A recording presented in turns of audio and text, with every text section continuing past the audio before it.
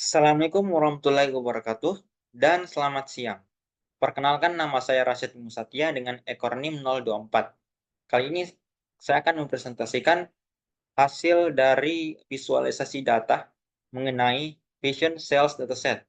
Tugas ini dibuat dalam rangka untuk menyelesaikan tugas besar dalam mata kuliah visualisasi informasi pada tahun ajaran 2023-2024. Untuk mempersingkat waktu, mari kita beralih ke list pertanyaan yang akan dijawab. Nah, berikut ini list pertanyaannya. Ada 4 pertanyaan. Yang pertama yaitu bagaimana distribusi penjualan berdasarkan kategori produk brand? Bagaimana performa penjualan pada masing-masing country user? Ketiga, bagaimana perbandingan penjualan antara distributor Charleston, Houston, dan Memphis dalam 1 tahun terakhir? Yang keempat, apa produk yang paling laris dalam 3 bulan terakhir? Nah, saya akan menjawab pertanyaan nomor 1 terlebih dahulu. Bagaimana distribusi penjualan berdasarkan kategori produk brand? Kita beralih ke dashboard-nya.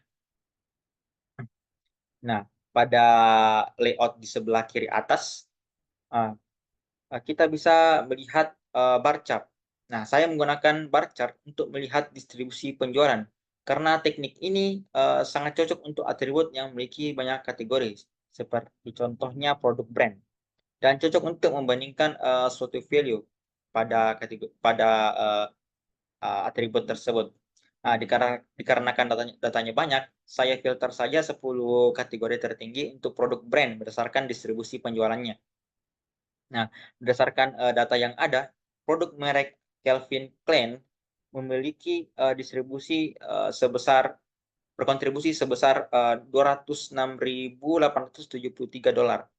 diikuti oleh merek Diesel yang berkontribusi sebesar $204.162, hanya sedikit di bawah Klein. Di peringkat ketiga ada merek True Religion dengan kontribusi sebesar $176.721. Nah, hal ini menunjukkan ketiga kategori produk ini sangat populer di kalangan konsumen. Jika kita filter berdasarkan kategori produk brand, seperti ini contohnya, kita bisa filter berdasarkan produk brand.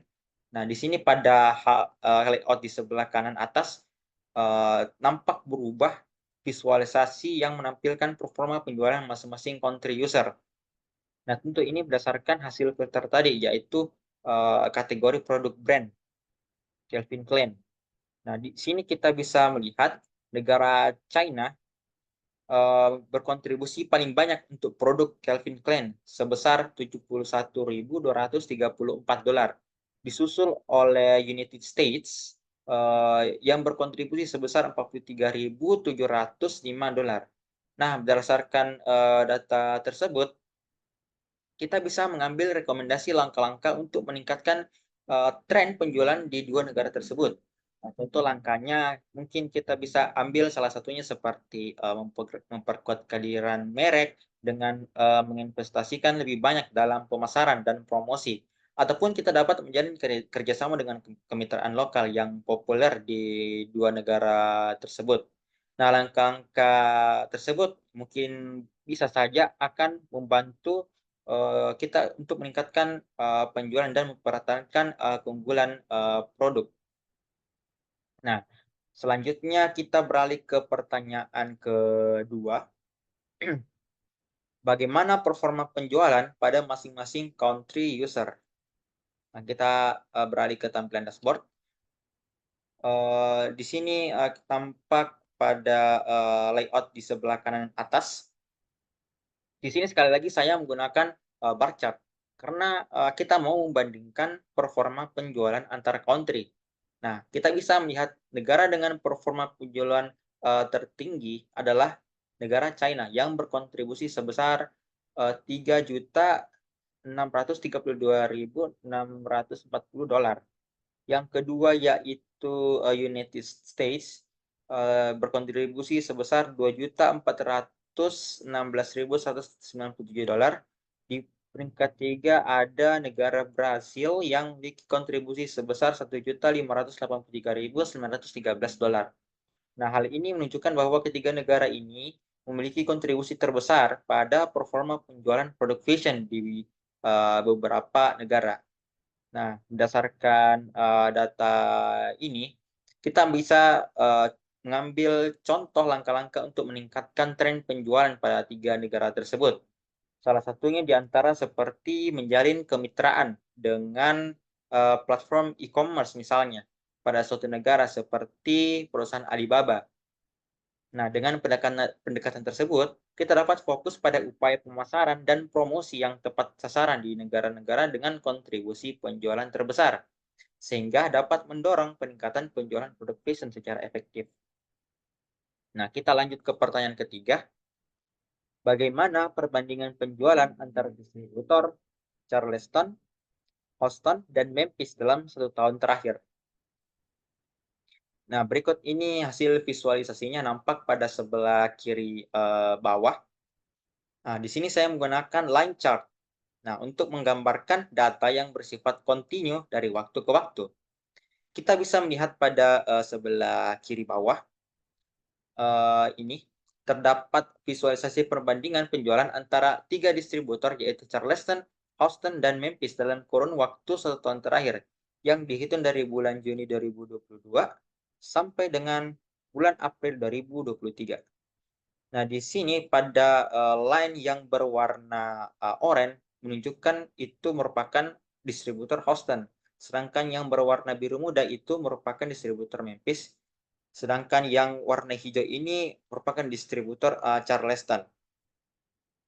Nah, di sini kita dapat melihat bahwa mayoritas distribusi bulanan dalam kurun waktu 1 tahun, di sini kita lihat bahwa Houston memiliki nilai tertinggi dengan yang lain, kecuali pada bulan Juli 2022.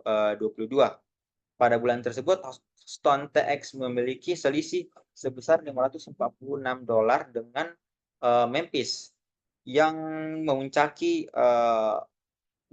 nil penjualan pada bulan Juli yang berkontribusi sebesar $44.133.